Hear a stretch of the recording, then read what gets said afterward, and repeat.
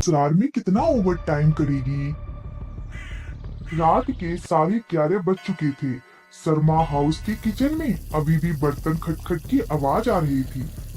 Sink में झागदार पानी और उस झाग में डूबी थी रिया, एक सीधी साधी 25 साल की लड़की जो शादी के बाद से ही घर और ऑफिस दोनों जगह का ओवर टाइम कर रही थी। तभी उसके ससुर मदन मोहन वहाँ आते हैं। बहू, अभी तक तुम रसोई में आखिर क्या कर रही है? रिया जल्दी से हाथ धोई। बस पापा जी, थोड़े से बर्तन रह गए थे, वही धो रही थी। बहू, आखिरकार तू कब तक बर्तन धोती रहेगी? देखिए टाइम रात के 11:30 बज रहे हैं। वैसे भी तू ऑफिस में काम करके सारे दिन थक जाती होगी। ऑफिस से आने के बाद किचन में 12:30 बजे तक तू काम करती है। तू मशीन है क्या बहू? अपने बारे में तो कुछ सोच। रिया मुस्कुराने की कोशिश करती है पर चेहरा थका हुआ था, जैसे किसी ने सारा दिन उसे मेहनत निचोड़ लिया हो। दरअसल रिया शादी से पहले एक कंप्यूटर सॉफ्टवेयर कंपनी में काम करती थी। तेज, आत्मनिर्भर और महत्वाकांक्षी लड़की थी, जिसके लिए नौकरी कोई समझौता नहीं बल्कि अपने सपनों को उड़ान देना था। लेकिन शादी के बाद ही उसकी सास ने साफ साफ कह दिया था कि बेटा, नौकरी करना चाहते हो तो करो, पर घर का काम पहले करना, क्योंकि अब घर गृहस्थी के बाद वही तुम्हारी असली पहचान है। रिया इस बात को झट से मान गई, क्योंकि उसे तो नौकरी करनी थी। उसने सोचा थोड़ा एडजस्टमेंट कर लूंगी, बस ठीक हो जाएगा। लेकिन एडजस्टमेंट कब धीरे धीरे त्याग में बदलने लगा, पता ही नहीं चला। रोज सुबह 5 बजे उठना, सास ससुर के लिए चाय बनाना, नाश्ता तैयार करना, पति अमित के लिए टिफिन तैयार करना, फिर खुद को तैयार करके ऑफिस जाना। ऐसे ही एक रोज अरे बाप रे, 5:30 हो गया है, अभी तक मैं सोई हूँ। आज तो मेरी आंखें बहुत लेट खुली है। रिया जल्दी उठती है और फ्रेश होकर सीधी रसोई की ओर भागती है। सबसे पहले सास ससुर के लिए चाय बनाती है, जिसके बाद वो अपने घर की साफ सफाई के बाद खाना बनाने में लग जाती है। इसके बाद घर की साफ सफाई, नहाकर पूजा पाठ और सब डाइनिंग टेबल पर जब आ जाते हैं तो उन सब के लिए खाना लगाती है। अरे क्या यार भाभी, सैंडविच बना के रख दिया आपने। मैं कितना मन था पनीर का पराठे खाने का। हाय, मेरी बच्ची को पनीर का पराठे खाने का मन है। रुक जा बेटी, अभी मैं तेरी भाभी से बोल के पनीर के पराठे बनवाती हूँ। रिया बहू, मेरी बेटी के लिए पनीर के पराठे बना दे, उसकी पसंद का। क्या माँ जी, इस वक्त पराठे? हाँ, क्यों? अभी पनीर के पराठे पेट में जाने से मना करते हैं क्या? वो बात नहीं है माँ जी, लेकिन मुझे ऑफिस के लिए देर हो रहा है। हाँ, क्यों? अभी पनीर के पराठे पेट में जाने से मना करते हैं क्या? वो बात नहीं है माँ जी, लेकिन मुझे ऑफिस के लिए देर हो रहा है। देख ले बहू, मैंने पहले ही कह दी थी, नौकरी कर ले भले तू, लेकिन उसके चक्कर में मेरे काम में ढिलाई नहीं होनी चाहिए, समझ गई? अब रिया की एक नजर घड़ी की सुई पर थी, जो टकाटक लगातार चली जा रही थी। जैसे जैसे समय बढ़ रहा था, उसे अपने मैनेजर से पड़ने वाली डांट का डर सताए जा रहा था, लेकिन इधर सास की डांट का भी डर सता रहा था। हे भगवान, अब क्या करूँ? पराठे नहीं सेकूंगी तो सास नाराज हो जाएगी, अगर ऑफिस देर पे पहुंचूंगी तो बॉस। रिया के पास अब और कोई चारा नहीं था। वो झट से किचन में गई और अपनी ननद के लिए पनीर के पराठे सेकने लगी। कुछ देर बाद ये लो सौम्य, तुम्हारे लिए पनीर के पराठे। थैंक यू सो मच भाभी। सबको नाश्ता करवाने के बाद वो झट से रसोई में जाती है और बर्तन धोकर रख देती है। फिर अपने कमरे में जाकर जल्दी से रेडी होकर आती है। अमित, प्लीज आज मुझे ऑफिस ड्रॉप कर दो, मुझे लेट हो रहा है। तुम्हारा ऑफिस मेरे ऑफिस से अलग जगह पड़ता है, कहीं मैं लेट ना हो जाऊं। अरे बेटा, बहू कह रही है तो ऑफिस उसे छोड़ देना। आखिरकार तू तो डेली जल्दी ऑफिस चला ही जाता है, एक दिन लेट ही हो जाएगा तो क्या हो जाएगा। बहू बेचारी घर के कामों में उलझ के हर दूसरे दिन लेट हो जाती है। चलो ठीक है। अरे बहू, तुमने तो अभी नाश्ता किया ही नहीं।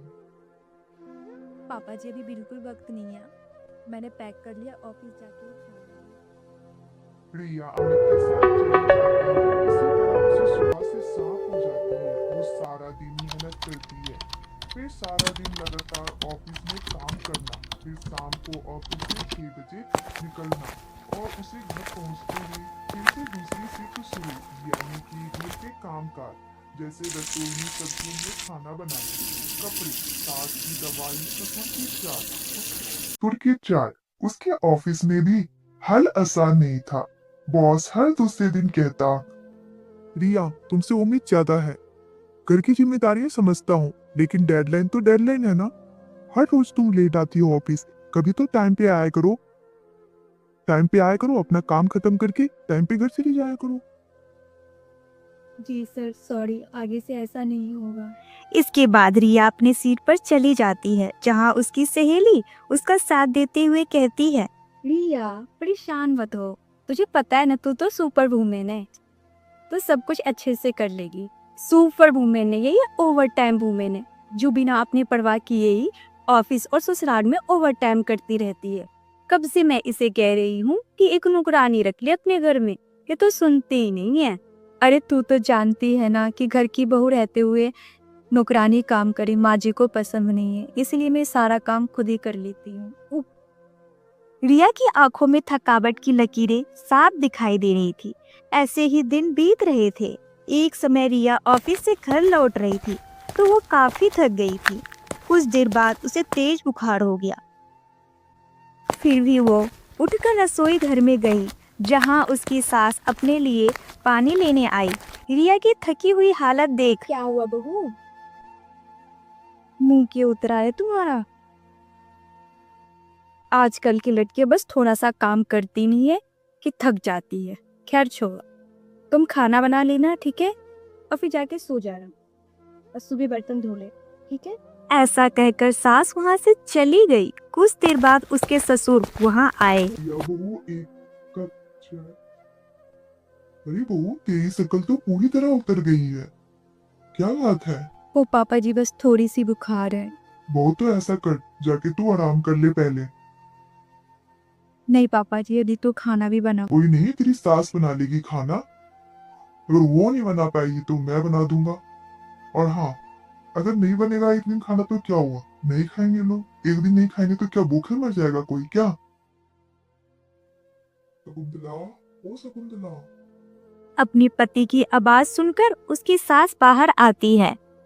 ओहो, क्या हुआ? अरे शकुंतला, देख रही हो बहू को कितना तेज बुखार है, फिर भी तुम सब के लिए वो रसोई में खाना बनाने के लिए आई। एक तुम हो, तुम्हें कुछ फर्क ही नहीं पड़ता है कि बहू की आके हेल्प करवा। उसका भी जवानी का शरीर है, दवाई खाएगी ठीक। अब सास तो अपने कमरे में चली जाती है, लेकिन मदन को अपनी बहू पर दया आ जाती है और वह उसे आराम करने के लिए कमरे में भेज देता है। अब वो खुद सब घर वालों के लिए खाना बनाता है। अगले दिन रिया का बुखार उतर जाता है, उसे थोड़ा आराम मिलता है। अब वह फिर से रसोई घर में काम करने लगती है, लेकिन तबीयत खराब होने की वजह से वह कुछ दिन की छुट्टी ऑफिस से ले लेती है ताकि वह घर पर रहकर आराम कर सके। काम तो निपट गया है, लेकिन अभी घर का काम बाकी है। शरीर में बिल्कुल भी हिम्मत नहीं हो रहा है काम करने का, लेकिन करना तो मुझे ही है। यही सोचकर वह घर के काम काज में लग जाती है। सारा काम निपटाकर जैसे ही वह थोड़ी देर आराम करने के लिए कमरे में जाती है, लेकिन 5 मिनट बाद ही उसकी सास वहां आ जाती है। रिया बहू, ये ले साड़ी और इसे प्रेस कर। लेकिन माँ जी, मैं तो इस साड़ी को खुद ही अपने हाथों से प्रेस करके रखी थी। हाँ हाँ, तूने किया होगा प्रेस, लेकिन इसे सिलवटें आ गई है, इसे दोबारा से प्रेस कर दे। ऐसा कहकर शकुंतला अपनी प्रेस की हुई साड़ी उसे फिर से सौंप जाती है। रिया बेचारी ने सोचा था कि कुछ देर आराम करूंगी, लेकिन सास ने तो उसे फिर से काम दे दिया। फिर दिन का खाना, फिर शाम की चाय, नाश्ता और फिर रात का खाना, जिसके बाद सबके बर्तन। यहाँ सब करते करते उसे रात के 11 बज जाते। लेकिन ससुराल वाले को इससे भी चैन नहीं था, वह देर रात भी उसे परेशान करते। बहू एक काम कर, मेरे लिए चाय बना दे, और भाभी मेरे लिए गर्मा गर्म कॉफी। रिया रसोई में जाती है और एक तरफ चाय और एक तरफ कॉफी बनाने लगती है और खुद से बड़बड़ाते हुए कहती है, इस ससुराल से तो अच्छा मेरा ऑफिस है, कम से कम ओवर टाइम तो नहीं करवाता है ना। पर बाई चांस महीने में एक बार करवा भी लेता है तो पैसे तो देता है। और इस ससुराल का ओवरटाइम तो कभी खत्म ही नहीं होता है। बस अब मुझसे नहीं होगा।